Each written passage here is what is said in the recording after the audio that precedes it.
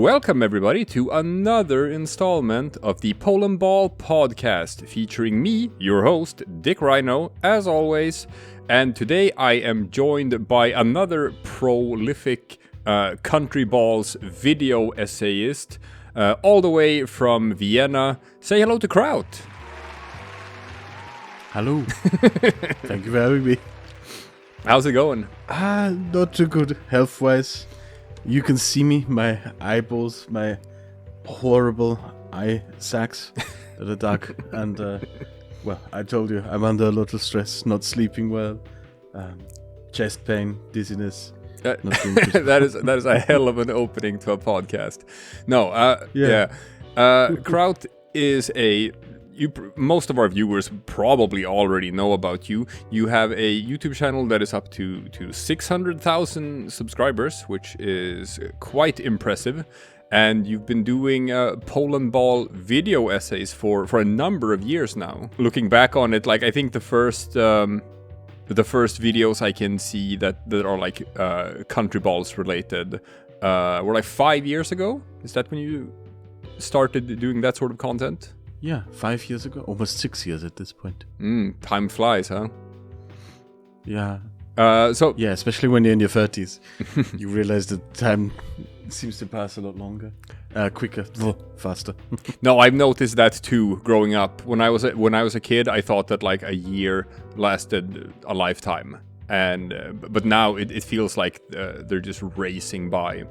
I think especially COVID just broke everyone's brains and everyone's understanding of time. It's like 2 years that are just unaccounted for in my life. I think it's maybe because we have more to look back to.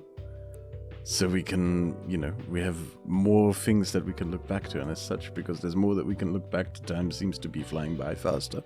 That might be it. Speaking of looking back, could you tell me like what was it about countryballs that got you invested into that sort of format? Because most people, or like most content creators, be they on YouTube or Facebook or whatever, most of them have at some point or another passed through the Polandball subreddit on Reddit. But I don't think that was the case for you. I don't think you posted like comics in the subreddit before, have you? I got into it through another creator who passed away, who you might know, Brain for Breakfast. I do know him. Who was, he was probably one of the first ones. The first one. He was, I would say he was probably the first guy to start making Polandball content on YouTube, because he like saw that, oh, this is a good idea, this is gonna work.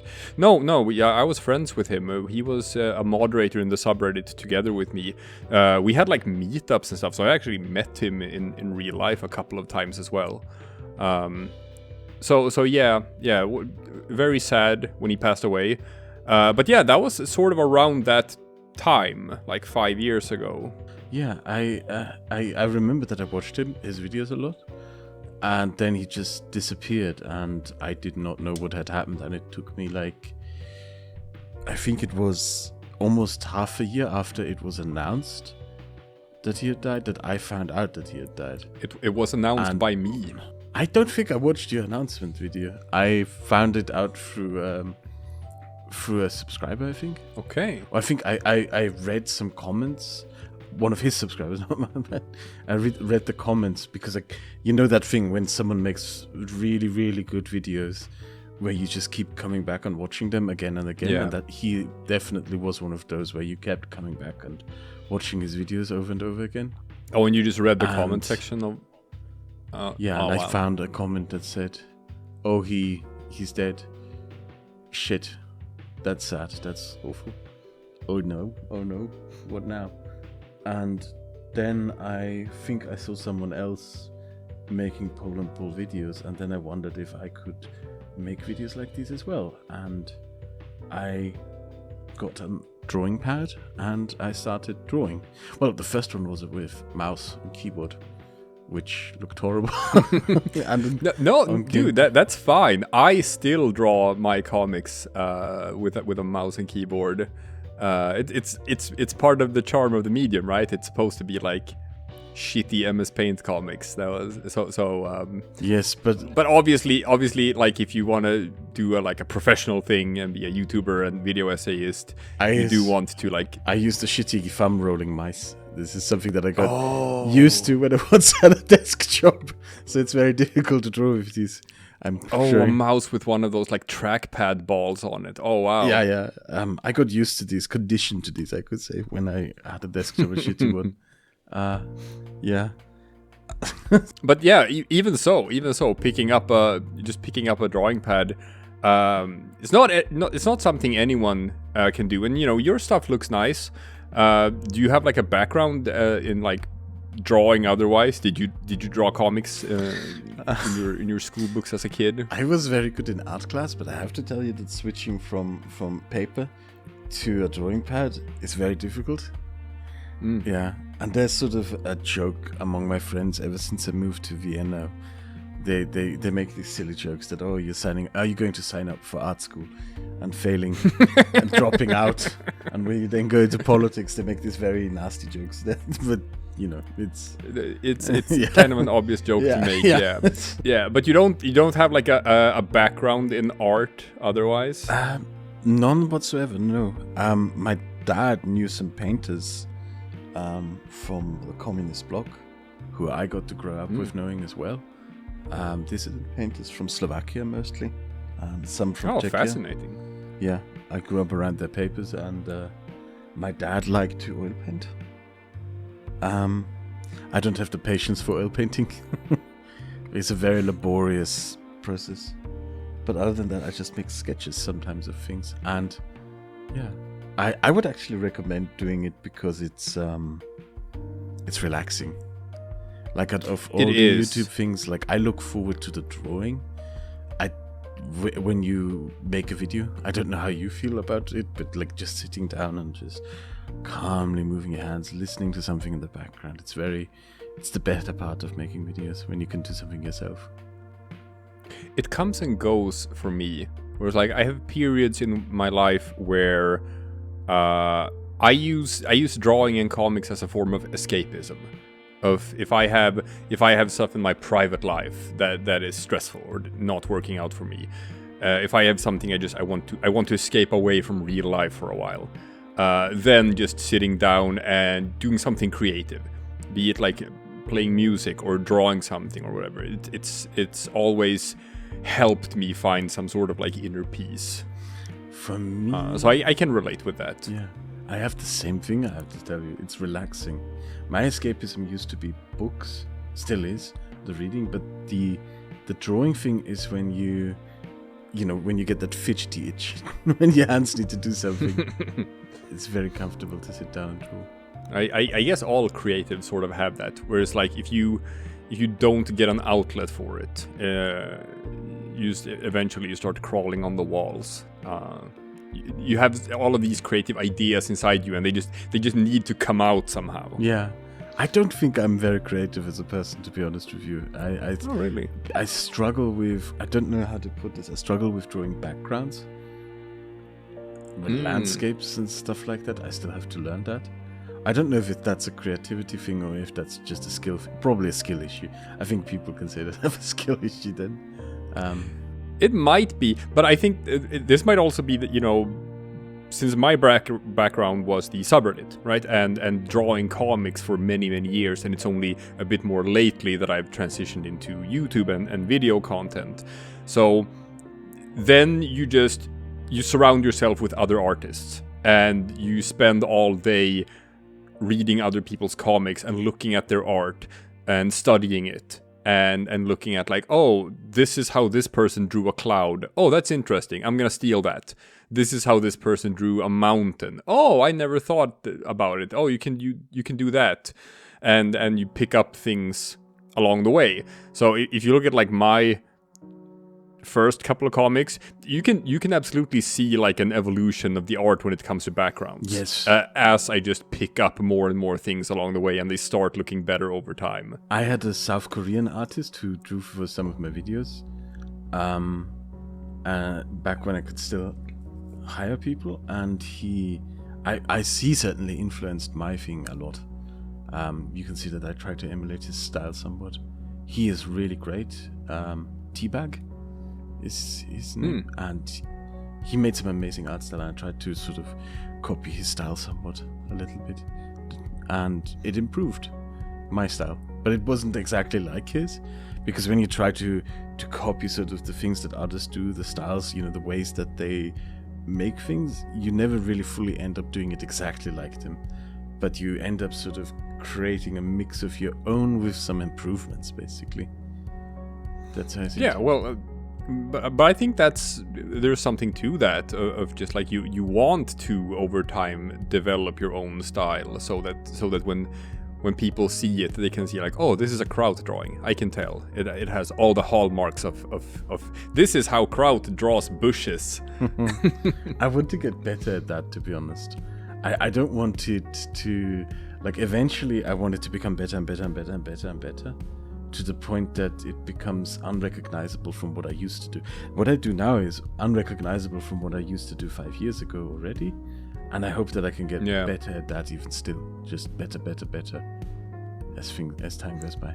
So if you look at your own content with a critical eye, you still see like the art as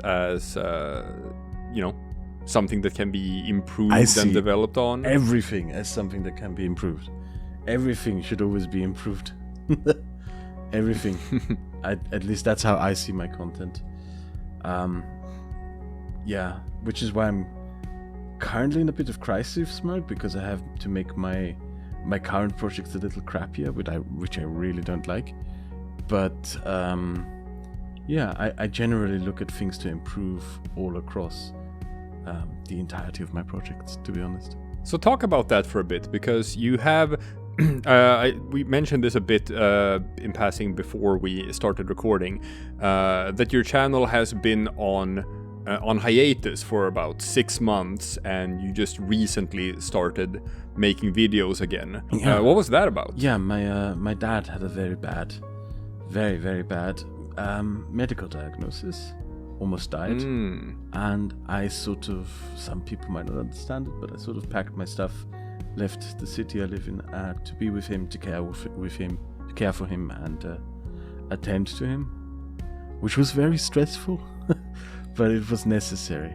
Yeah, I can imagine. How is he doing now? He's doing better. He had a very almost miraculous recovery, to be honest. I'm very happy to hear that. Yeah. And then I came back, and now I'm under stress because I have to make videos again. So yeah, as I've understood it, like YouTube is actually your like it's your day job. It's your main source of income, right? For the last 3 years, yes. Wow. Well, that's cool. That's something we all aspire to be able to just actually work at it full time, because like I have a very good career outside of YouTube, but I've always had that thing of, if I could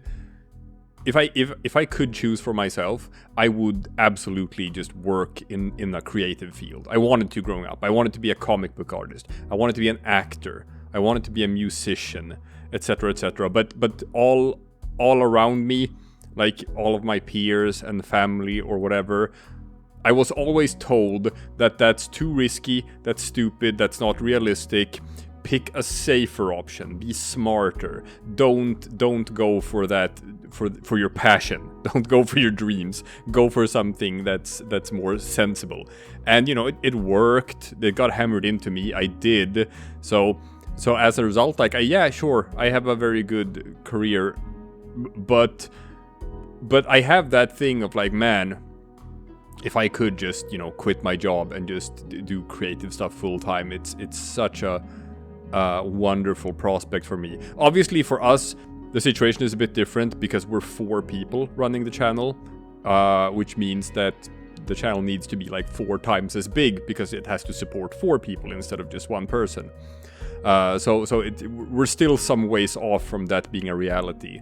But how was it for you? Is it if you could tell yourself from 3 years ago before you made the jump, if you could tell that person something today, what would it be? What would I tell someone from 4 years? That's a very difficult question because it coincides with the Russian invasion of Ukraine. Oh, okay. Yeah, you're right. Yeah. No, I didn't mean in that context. I didn't mean. No, I didn't mean quick. Warn the Ukrainians. No, that's not just that. I had a very, very big challenge at that time because I quit my day job. Yeah, exactly. It was 4 years ago. Then the invasion happened several months after, and I actually almost went to Ukraine to volunteer. Oh, really? I almost went. So back then, that was like almost at the end of the COVID, right? Yes. Yeah. So I had this weird thing when COVID came, right? When the lockdowns came, I started seeing what was happening, and I said, I don't want to be in the city when this goes down. And I packed my stuff and I moved with a relative of mine who lives in the countryside in a farmhouse. And he gave me a job in his farmhouse, and this sort of was my last job. Oh, really? Yes, that's why on my Instagram at that time period I had pictures of goats and cows because I was cleaning out stables.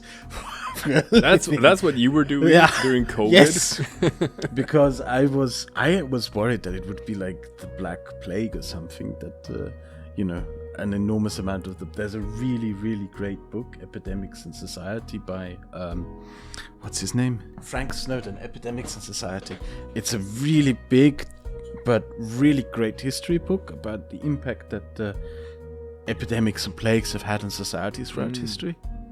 I remember reading that book several years before COVID, and I sort of had it in my mind, what if this actually becomes one of these historic events where, a quarter of a city's population is wiped out, because that used to happen back in the days of tuberculosis and cholera. It would come around, there would be an outbreak, a quarter to a third of the population of a city would die. And I live in one of the biggest cities of Europe, so I decided I'm getting out of here when I heard what was coming. So I moved out to the countryside. I worked in the countryside at a farmhouse. I still made videos when I was there. Well, I mean, I guess it was nice also that, like, from the context of social distancing isn't like as big of an... No lockdown. Yeah, exactly. No lockdown if you're just on the countryside, yeah. While everyone was locked into their homes, I was dancing around in the fields, basically. I had a great time, actually. I had a really great time. That's nice. And then when the lockdowns came to an end, the Russians invaded Ukraine. And during the lockdowns, I worked pretty well and was able to sort of decide, I can live with this. And then, I realized that, I almost went to Ukraine back then. I had some friends who took me out of it, but I almost went to Ukraine 3 years ago. I have to be honest with you, I kind of regret that I didn't go. I wish I had gone. I feel... You're passionate about it? I feel like a coward for not going, to be honest with you. I understand. Yeah. Like, I have no kids. I don't really have as much to lose as other men might. I don't have a wife. And I feel that it is a very just cause. I think what the Russians are doing is horrible. I'm very invested in that one.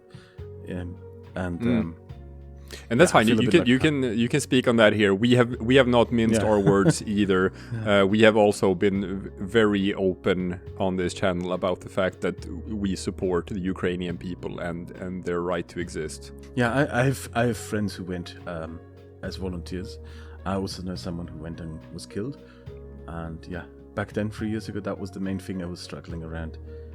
Do I move back to the city and just be a YouTuber again, or do I go to Ukraine? And I think if I would turn the clock 3 years back, I might actually go instead of doing the YouTube thing. Yeah. Well, that's respect for that, because that's not a choice that you do lightly. There would have been legal consequences for me. That's why in the end I didn't go. I would have lost. I hold an Austrian passport. I would have lost that one. It's against the law for if you have Austrian citizenship and you serve in a foreign military that you're not a citizen of, you get your citizenship taken away. Oh, so, wow.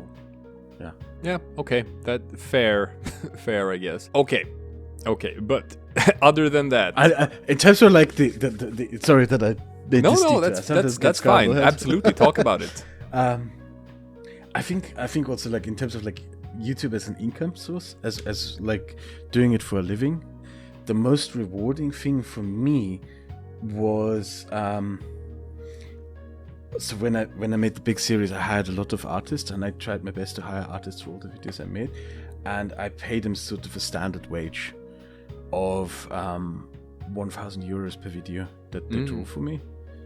And considering that a lot of the artists I had, they were very surprised by that, because a lot of them came from YouTube channels that they had worked for previously, where they were paid, and I'm not joking, in shout-outs. Which is exposure dollars. Yeah, exactly, and stuff like that. That was a very rewarding thing. This was actually long before I started doing this as a job. That you have an artist who might be, in the hellscape that is the US college system. Yeah. And you give them 1,000 euros, which... No, we are of the same mindset, because, we come from the Reddit community, and we helped build that Reddit community. It's become this global, vibrant thing. It's connected people from all over the world. It's sparked interest in like history and culture for kids all over the world. And we've always... We still see ourselves as sort of like ambassadors of the medium in that regard, to where there's 4 of us, right, who branched off and did this YouTube channel, and we use this name of Polandball Official, and we sort of carry ourselves as sort of an authority in the medium, but we still always have like the community in the back of our heads and in our minds, and we've always been of the same idea that like, okay, when this channel takes off and when we start, actually making enough money on it so that it can become like a living for us, the goal has always been to give back to the community and to be able to hire on other people and make sure that like other people who draw Polandball comics and who like just create art, create music, create videos, whatever, that we can make sure that this, like, everyone gets compensated, because there's 1,000 people, there's tens of thousands of people who made Polandball be a thing, and if we can help make sure that like everyone gets to see some actual rewards for that as well, then that's absolutely something we want to do. We also have to. Yeah. Yeah. We like, no, I mean, you're legally we have to. We're both Europeans. No, yes, I found that out people like have very to be paid recently. for the work they do. Yeah. I agree with that. It's a legal obligation we have as Europeans. If we exploit people, if we don't pay people an adequate, then we're just wage for their work- Americans. Oh, you can say that, yeah. Yeah, but people can take us to court if we don't pay them appropriately for their work, to the European Labour Court. Every country has its own, but there's also a main court, so we have to. That is important to remind ourselves as well. It is not good to exploit people, and one should pay people for their work adequately. And yeah, spread the medium, as you said, and give young artists a chance to have their art presented, which is always also good. But don't pay people in shout-outs. Very important. That's a very American thing to do. Do not pay people in shout-outs. No. They're getting exposure. That's worth even more than money, because eventually exposure could turn into money. It's very rewarding to give someone. I can bring this up. This is a very Ravignon, the half French, half Mexican guy who I work with on a regular basis.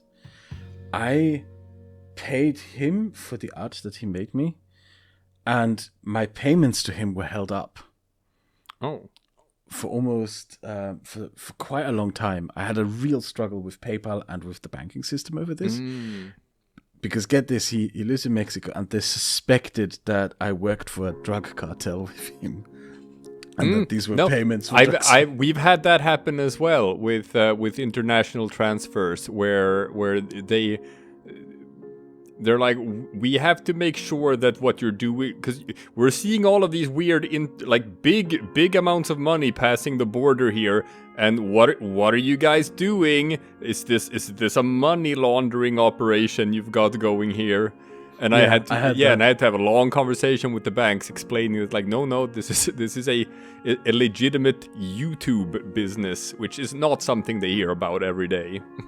What was really cool was promoting him. Like, he decided to make his own YouTube channel, and he made a very long series about the entire history of Quebec, for example. Oh, yeah, which is really cool. I think it's 4 videos, each one about an hour and a half long. And it was very cool to see him, adopt the format, make his own videos, and succeed with it as well. He's now making a series about Brazil, the entire history of Brazil, which would also be very cool. I'm still stuck with the Dutch project that is sort of becoming a meme to my subscribers because it's never finished. Yeah. But yeah, it's cool to watch other creators also grow in the medium. I hope that more adopt it. There are limitations to the medium too, though. Like, I feel uncomfortable depicting genocide through Polandball. You might have noticed it when I'm watching my videos, so I decided to, when the topic of genocide comes up, I either use real footage, because I footage of the thing, even if my video gets age restricted. Or do you find it disrespectful to portray it in the countryballs format? That you're sort of like making light of it? I think that is a problem that I have with it, yeah. I don't feel like... but I'm not going to say this in that way because I don't want to judge people who actually might do that. Oh, no, I get it. I just would say I feel uncomfortable representing something like the Armenian genocide. That was the first one where it came up in the Turkish series. I felt really uncomfortable depicting the Armenian genocide through Polandballs when I went into some sort of detail over it. So I decided, no, I'm not going to do that. There's also limitations in the sense of that when you talk about people, I didn't know for a long time that according to the Polandball Reddit rules, you're not supposed to depict individual people who you talk about as Polandballs when you talk about a person who actually existed. And now that I know that, I'm a bit on an impasse because I'm going to have videos in the making soon where I talk about specific people more. You know what? I find it honorable that you give such credence to our subreddit rules, even though you're not like on it and making comics there or anything. But I can give you that blessing in that regard. Then that we've been pretty open about that as well. Now that we have moved over to YouTube, where it's like YouTube is different. There's two rules I break. There's 2 rules I break. There's 2 rules I break on you from your rules. I know. Poland's colors. Yeah. Yes, I draw the Poland's colors correctly, and I don't use how do I put it? I don't draw Asian eyes in this cartoonish way anymore. We have discussed that internally as well, like about like how do we do Asian eyes? Is it disrespectful to draw them that way? We have had an internal debate about that, and I got a lot of complaints from Asian viewers. South Korea. We're veering toward the same thing of just starting to draw just Asian countries with the same eyes as everyone else. It's not just disrespectful. It's also sort of a South Korean might watch your videos, see that, and feel, am I welcome here? You're absolutely right. Yeah, so we're moving away from that as well on the YouTube channel, but we have said that like we are not enforcing the subreddit rules on YouTube because the way we see it, Polandball or countryballs on YouTube, it's sort of like exploded and developed and became its own thing, sort of independent from the subreddit. Yeah, Brain for Breakfast started it, but then a bunch of people popped up who, like you, they did not start out in the subreddit. They did not start out on Reddit. They started on YouTube. Same with guys like Mr. Spherical, where it's like they also did not come from Reddit. And that has sort of like, you've built up your own thing here, and now that we are coming in here, we're the newbies. Like we're sort of the outsiders who are encroaching on an already established thing that exists on YouTube, and we don't want to be assholes about it. No, you're not. God, I hope you don't feel that way. Actually, do you really feel that way? No, please don't feel that way. No, we do. We do feel like we don't want to just show up here and start stepping on the toes of people who have already been here for years and being successful for years. Please step all over. Please step all over my toes. I'm very happy to have people. I don't own this like the one fear that I have a lot. Please step on me, KRAUT 2025. One of the biggest fears I have is that eventually we're going to get a commercialized channel who decides to copyright Polandball and claim all of our videos or something like that. That's the fear I have, because I would like this medium to stay as open as possible. Yeah, I don't think you can. Like just copyright. It won't prevent someone. It won't prevent someone from actually doing something stupid like that. That is possible. You know, some American somewhere says, "Oh yeah, I own Polandball now," copyrights it, and then flags all of our channels, because when a channel is copyright flagged, it does kick you out of the algorithm. Yeah, so I know. That is something that will damage us if it happens. No, I think you can probably do certain specific trademarks for certain specific, maybe for merchandising purposes or whatever. But like copyrighting the medium itself, I don't think you can. Not when it's been like a global thing that's existed for over a decade or like 15 years. I wouldn't put it past someone. I wouldn't put it past someone to try. And to get back to what you said, I want this, like, I am certainly not the authority on this. I'm not the Polandball. Well, no one is. Like, that's our stance as well. No one owns Polandball.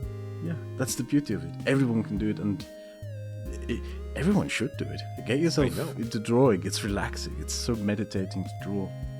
No, but that's our opinion as well. Whereas like that's one of the things we love about Polandball is that it has such a low barrier of entry, where it's like anyone can do it.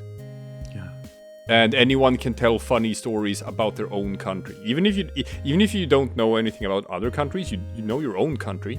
You can do funny jokes about your own country. I do have one limitation when drawing, and others in the audience might have that as well. I don't know if you can show this on screen for a moment then.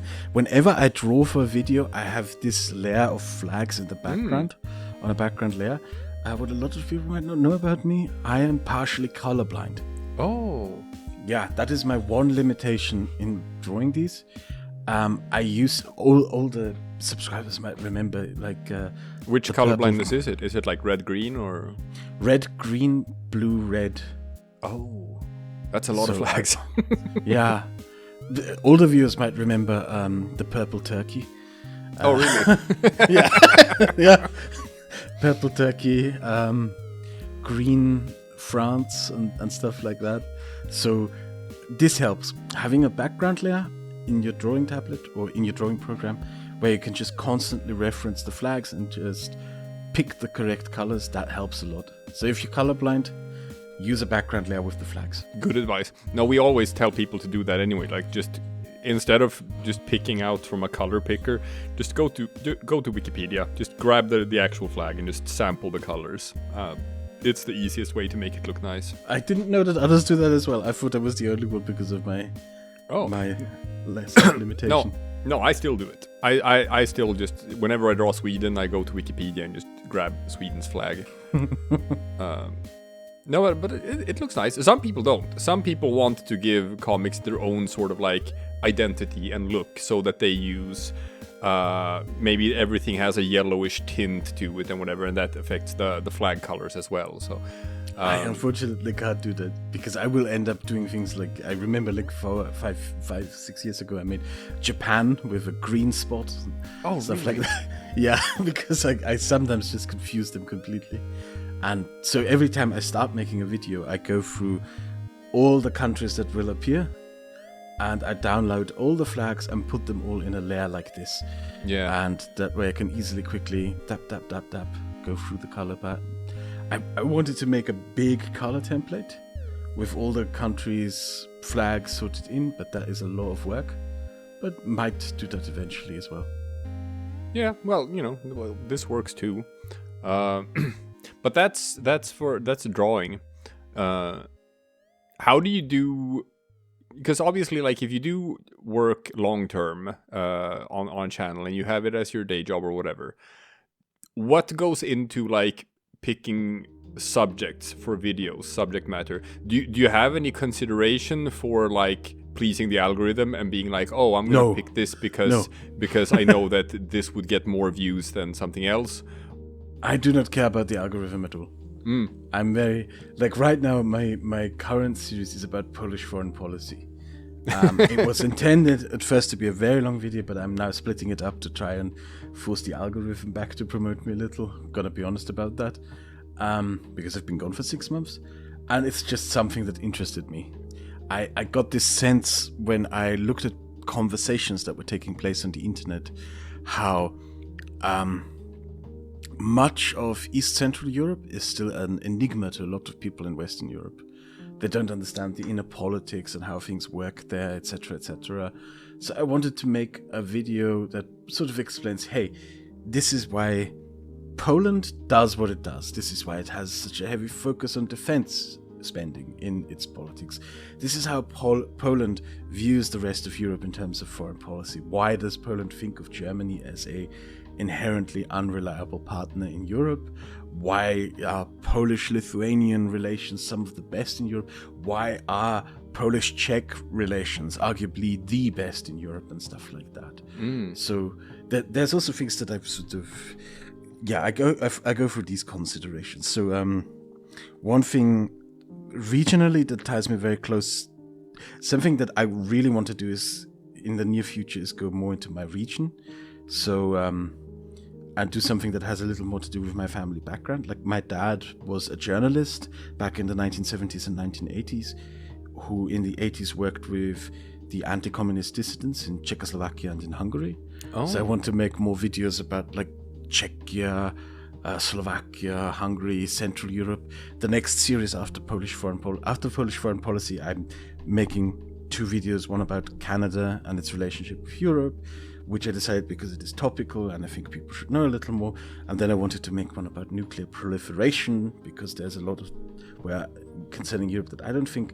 But after that, I want to make a series of videos telling the history of Hungary.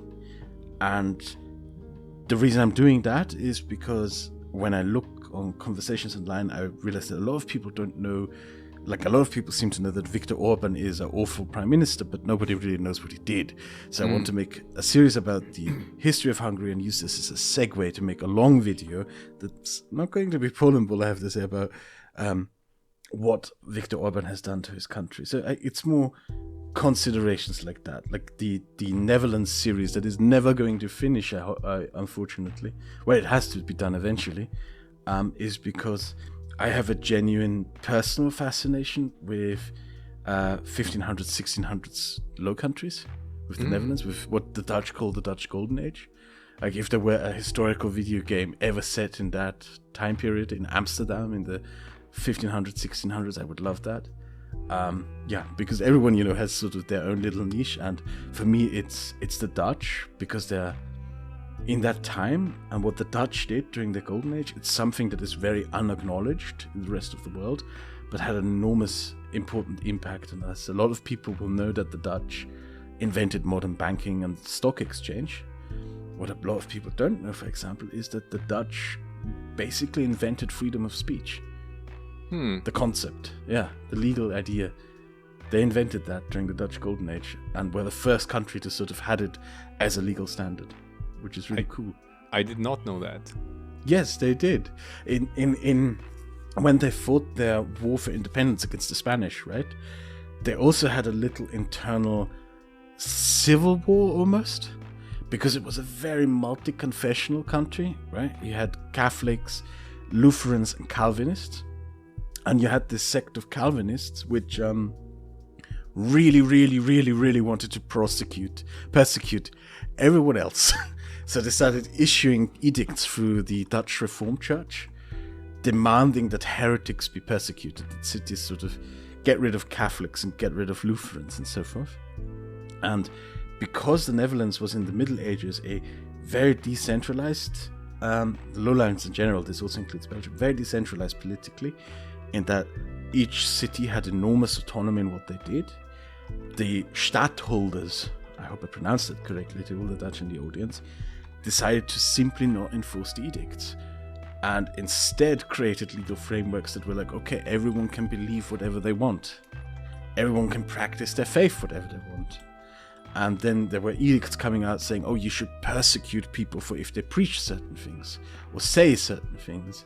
And the stadtholders circumvented that and started printing edicts of their own within the city, saying, no, people, we shouldn't persecute people for what they say. It's too much effort. We're at war with Spain. It would be awful if we wasted time on this. And this is sort of how freedom of speech, for the first time, sort of on paper, came to be in a society. It was in the Netherlands in the 1500s and 1600s. That is very fascinating. Yeah. So if you like freedom of speech, thank the Dutch. Thank the Dutch. Yeah. Well, I guess we'll look forward to that video when it comes. Will be years. Sorry. Well, we'll see. No, but it's very different from how we make content on our channel, because I know that the four of us, we're like super spontaneous. We just we have an idea and then we do it. And then we have an idea and then we do it. But we really don't have like a long-term mapped out sort of like a roadmap for content. But it sounds to me at least that like you're thinking forward like a couple of months with like planned content. Is that correct?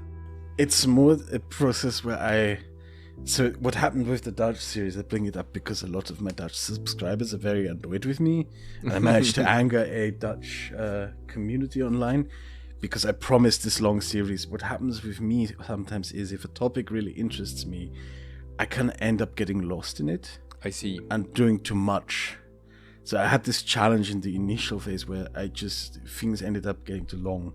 So a reason why I had to just take a break from the Dutch series is in the introduction to the first video, there would have been a 30-minute long segment about sand. Wow. And why sand is bad for the Dutch geography was largely, the geology I should say, was shaped by the Ice Age. Yeah. Where you live in Scandinavia where the beautiful fjords were carved out of the granite. Oh yeah, Sweden was submerged during the Ice Age. Yes. Yeah, and the ice carved these beautiful fjords. And much of Europe was shaped by the Ice Age in that sense. And a lot of the Low Countries were shaped by sort of this ice sheet slowly grinding and melting away and creating this sort of sandy soil along that you see in a lot of North Europe, in Denmark, in the Low Countries, in Northwest Germany, I should say, in Belgium. And these sandy soils are very bad for farming. Really, really bad for farming. They don't hold any nutritional value. Also, nutritious soils that may come through, they just sicker through the soil, go with the water and disappear. And because of that, it's a very long way of explaining why there wasn't an ancient Dutch civilization, basically. And it's completely pointless for 30 minutes. That's cool. No, but I get it, because before we did the Polandball YouTube channel, I actually had a different YouTube channel together with my wife, a gaming channel, and after a while, I sort of niched myself to one specific video game that I started like making. Just okay, I'm just gonna cover this video game and the stuff coming out, and part of that was I started dabbling in doing like lore videos and lore explanations for theories about that game. So I do know that whole thing of getting an idea for a video, and then as that idea is evolving in your head, it just expands and expands and expands, and suddenly you want to talk about so many things that you sort of like no longer know how to turn that into like a coherent video. Yes, it snowballs. And then really it's like, where do I even start with all of these 20 different branches that I can veer into? It can be difficult. There's a point where you get to a point where it's just like, oh no, what have I got in my... There's just this massive amount of data. Yeah, I had like a fantastic idea for a video that would have done great, but I never made it because the idea eventually got too big in my head and I lost track of how to tell the story I wanted to tell. There's also things where they're really like... There's a paper that I remember reading years ago that sort of the elegant balance of taking a simple concept and then drawing it through an entire narrative. The paper I read told the history of Japan from the perspective of a mushroom, which sounds really silly, but it's the mushroom that is used to make fermented products like soy sauce and fermented rice and sake, etc. It's the same species of fungi. And they use the author of the paper used the fungus to sort of explain the agricultural development of Japan throughout centuries, and it was really cool, that sort of sweet balance point. But then when you get to other things, it's like one problem that I'm going to have if I ever get back to the Dutch series is the Dutch War of Independence, the 80 Years' War. Is this humongous, huge, there's so much literature and so much happened. I mean, it was 80 years. And so many, most of the important things in the Dutch Republic happened in that time. But lucky for me, there is a YouTube channel done by a Dutch woman. Her entire channel is dedicated to the Dutch War of Independence. And I'm just going to say to people at this point, hey, just watch her videos. Just watch her videos. I like the reading part of making videos. I like the idea part. And I absolutely love the drawing part. Because the drawing part is the most relaxing. But sometimes it can get a bit too much, I guess. But yeah, the drawing part is my favorite part. What part don't you like? What don't I like? I don't like... Because we have our own like hang-ups in the team as well, where it's like I quite enjoy editing. Some people don't. I don't like editing. I don't like hearing my own voice. It's a very weird neck. I don't like hearing my own voice. I don't like editing videos, and I don't like editing sound.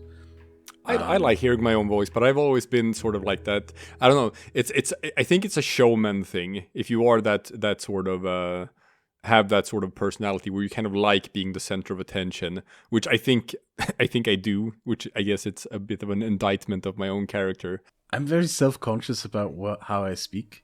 I think some people might have noticed I have a very weird accent, which is my dad's fault. My dad is a very conservative Englishman who, very patriotic, very proud of being a Brit, who sort of hated the idea of raising a German son. Oh, really? So, he always insisted that I speak English with him, and he was very strict about my pronunciation, which is why I talk so weirdly, and I'm very self-conscious about how I speak, so that's why I don't like hearing myself speak English. I'm gonna disagree on this, because yes, you do have a very distinctive accent, I would say. You have a very, very unique way of talking, but I actually find it quite charming. It's like, oh, I like that. It's sort of pleasant to listen to. Silly. I think it sounds silly. It sounds really. I sound like an English teacher almost. Yeah.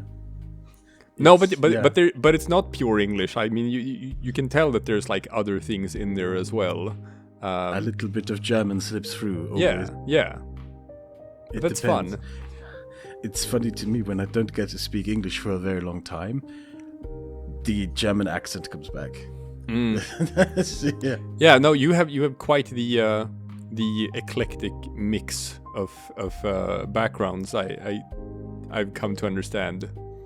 We chatted about that for a bit of like, yeah, my wife is Austrian, and my wife also lived in Vienna before, but you're not originally from Vienna. You're from like everywhere, right?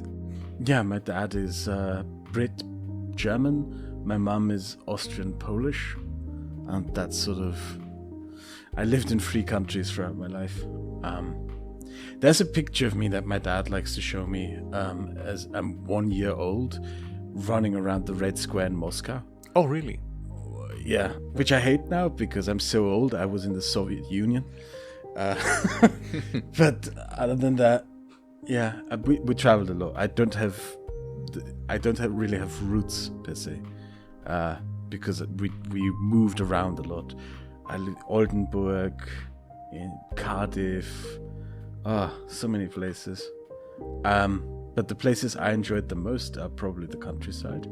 We talked about that previously as well. So you experience this only city life, right? Yeah, I know that. Whereas like I am a purebred city kid. I've always lived in the big cities, and like I've traveled a lot in the world as well. And don't get me wrong, like I enjoy the countryside. I find it pleasant, but I couldn't live there, and it's weird.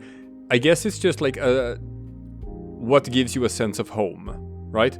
when I was in Thailand, for example, I was there to train Thai boxing, and I lived on an island and just very much out in the middle of nowhere, and did that for like 2 months. And then for the final leg of the vacation before we went home, we took a week where we went to Bangkok to just see the big city as well. And just as soon as I just step outside of the taxi and I see the skyscrapers around me, and I just hear all of the sounds of like a city that never sleeps, and it's just everything is so vibrant and active and so many people, and I'm just there in a sea of humanity, and I immediately just felt at home. They're like, oh, this gives me a sense of comfort. This feels right. This is where I belong. So I have that thing of like, I need to be in like a big city. The last time I lived in the countryside was in the Austrian mountains. Like very deep in and it was, I guess that is when I fell in love with it, because you can, on your weekend, you pack your stuff up and you go up onto a mountain. There's nobody there. Yeah. It is so serene. And also... Yeah, I've always I've taken vacations to go skiing in the Alps, but it wasn't until I met my wife where I took a summer vacation to like just go hiking in the Alps around like the Salzburg area. It's absolutely gorgeous, beautiful. Yeah, I kind of fell in love with country life. Who knows, maybe if I stayed there for a longer time, I probably wouldn't have fallen in love as much with it. I don't know. Maybe because then you have to deal with all the country people. This depends where you are. In some places they're awful, in some places not so much. I do like city life too. I mean, that's the stereotype about Austrians in the countryside, that all of them, you know, they still have their Nazi meetings in the basements. Yes. And yes. they all keep their old uniforms that they just bring out when no one's looking.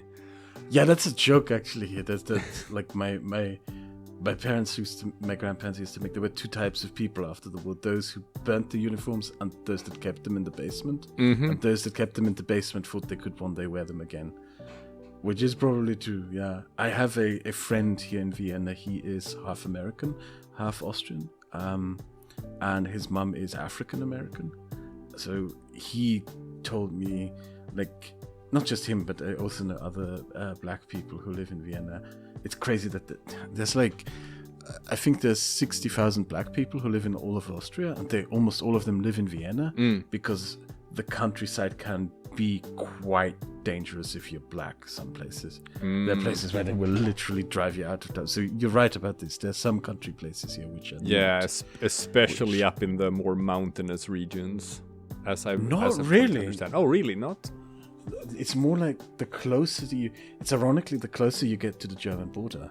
Oh. Which is weird, because Germany isn't that bad. It's more this weird identity thing, that the closer you get to the German border, the more the Austrians that live there think that they identify with Germany. They see themselves as German, you know, and they think that being German means you have to be racist. Your wife can probably tell you more about this. Like, Austria is a mishmash mix, right, of all the peoples of the Austrian Empire. You open an Austrian phone book and you find Belash, Hungarian last name. You find the Polish last names. It's all a mix-max.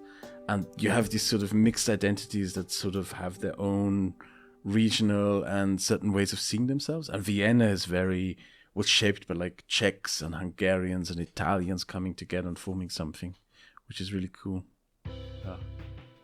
I like it here. I really like this city. It's great to live here. People are nice. I like it. Well. I like it too. I visited Vienna many times before my wife moved to Sweden. It's a beautiful city. Lots of culture. She did tell me that the Viennese, or like Austrians in general, that there is this sort of inferiority complex compared to Germany, and the way they deal with it, they're like, oh yeah, Germany has the industry, Germany has the economy, Germany has the relevance, but we we have the culture. And that's why Austrians slap like just golden statues and pillars and ornaments and on like every building in the city. It's also funny because the most right-wing Austrians, politically speaking, they emphasize the importance of being German, right? But almost all of them have an immigration background dating back to the empire, which is really funny. The most right-wing Austrians are people who run around and they tell you that, yes, to be Austrian is to be the most German that ever Germaned. You must have eat the German food, drives the German car. You must work for the German company. And his name is always Grzegorz Piszczynkiewicz or something like that. No, dude. I mean, it's the same everywhere. It's the same in Sweden, whereas like my grandparents, they were farmers from the Fenno-Swedic region in Finland.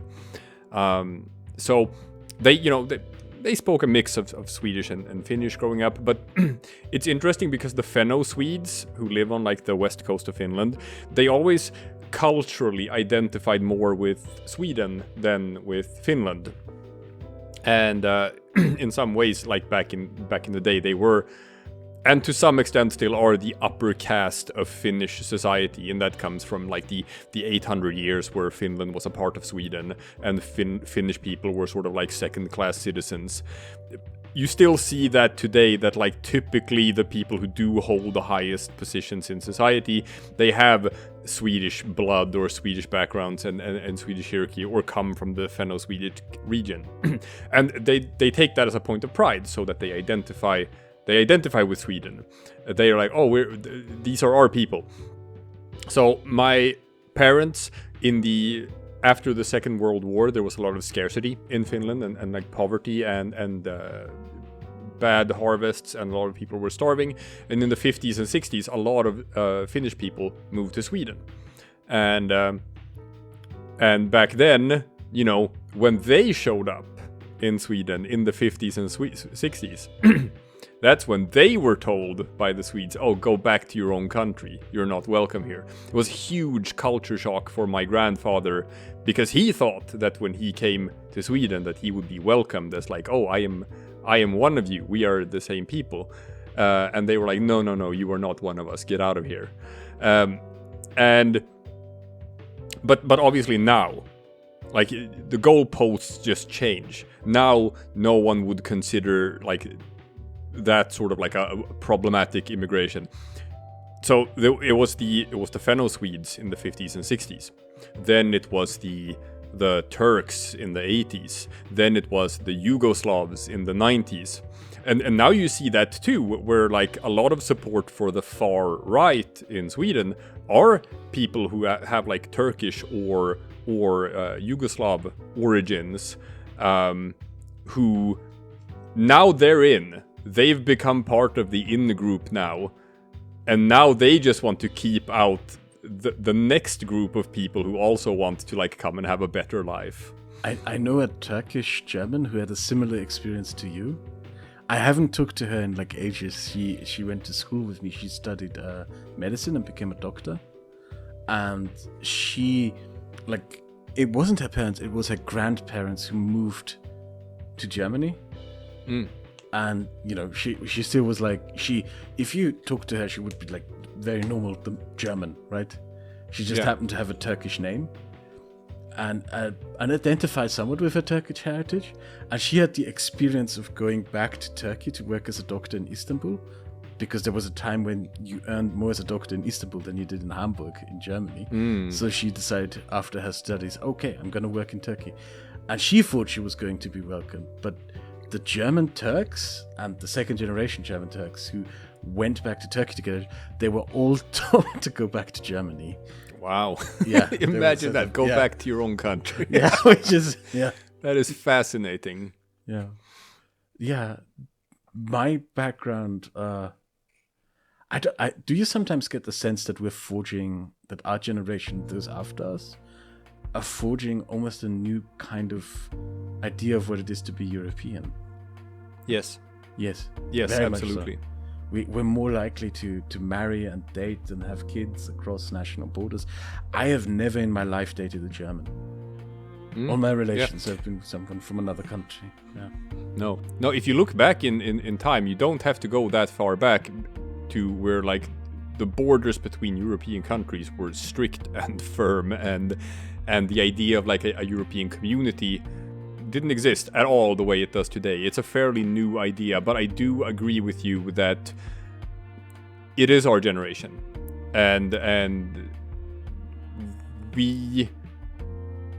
I don't think we see borders, at least within Europe, at all, to an extent. We also see ourselves differently. Like, it's not a... I don't know, like, my grandfather taught me how to shoot a gun when I was a kid, and he taught me how to goose step with that gun, and he was from that generation, unfortunately, and he told my dad, who was annoyed about that I need to know this in case we go to war with France again, which is yeah, and to me that is clownish. To you that is clownish. You laugh. Yeah, at it's it. Absurd, right? It's absurd, but not to him. To him, it was real. Yeah, that the French are sort of this eternal enemy, which is just so nonsense. Now, I have French people who are very close to me, and yeah, like if you go to the train station, Südbahnhof in Vienna, the southern train station, there is the Lion of Venice, that statue there, which was put up at that train station after the Austrians sacked Venice during the Italian War for Independence, and they deliberately put it up at that train station because all the trains from Italy go there, so that if Italians come here, they could see, oh yeah, we burnt down Venice. Haha. Right. You look at these things today, and you think this is so stupid. You know, we are all this, and we're shaping this new thing where almost all of us speak at least 2 languages. Almost all of us have dated outside of our religion, outside of our nationality. I kind of really look forward to what we do with this down the road. And we're also seeing it strengthened now geopolitically, because the Americans are betraying us, let's be honest about this. Yes. The Russians want to divide us up again and pit us up against each other again, and not succeeding. And people are responding to that. Yeah. It's curious. I agree with you, which is why I am not a doomer. Like, it's so easy to be a doomer nowadays with the state the world is in, but I agree with you in that, like, the efforts of Russia to divide Europe, it's not going to work. Yes. I don't think it is. Our generation, we might not... Our parents may have not had as many kids as their parents and so forth, but we're the first to sort of see ourselves as European fundamentally. It's no longer... To call yourself a European is no longer this intellectually high-minded thing that it was back in the 50s. It's a fact of life now. Because, you know, you're a Swede with an Austrian wife and a bilingual child that you're bringing up, you know? Yeah. I'm the child of multiple cultures from my parents, and my parents are children of multiple cultures. So we are creating something new. Damn, you just gave me an idea for a video. That's wonderful. Yeah. That's wonderful. And you know what? And I was gonna say also that, like, it is a beautiful thought. It's a poignant thought, and it's an excellent sort of like segue. It's an excellent point to sort of like round out the podcast and close it out with. Definitely something that you should leave the listener with things to think about. And I talked to you about this as well. We took like a slight 5-minute break in the middle of recording this. That, you know, I feel like you're an interesting guy. You're fun to talk to. You have interesting perspectives on things, and I could easily talk to you for like another 2 or 3 hours or so. But I do also work from the principle of always leave the audience wanting more, so that they tune in for the next one as well. And I would love to have you as a guest on the podcast again in the future. I would love to join you if that's something you would be into. I would love to join you. And if you plan to visit Vienna anytime soon, just let me know, because I will somehow try to make this place accommodable to record an episode for you here, if you're ever here. Oh, that's cool. Definitely we'll take you up on that. Always at the end of these things, hook us up with your plugs. Where can we find you? Where can we find you on YouTube? Where can we find you on other socials? Drop all of the links, and we will have them on screen. We will have them in the description of the video. Just what's KRAUT working on? Where can we find him? You can find me if you arrive by train, you take the U6.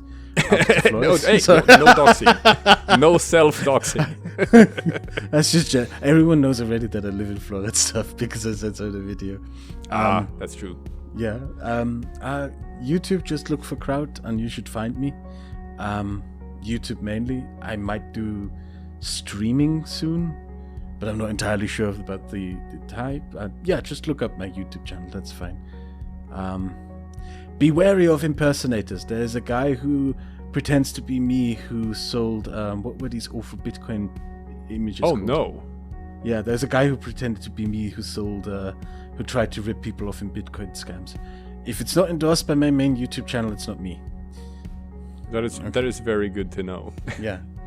I'm not into that. Okay. All right. Well, with that, thank you for joining the podcast, KRAUT. It was a pleasure having you on. And to all our viewers, thank you for listening. As always, we'll see you again some other time for something completely different. Thank you.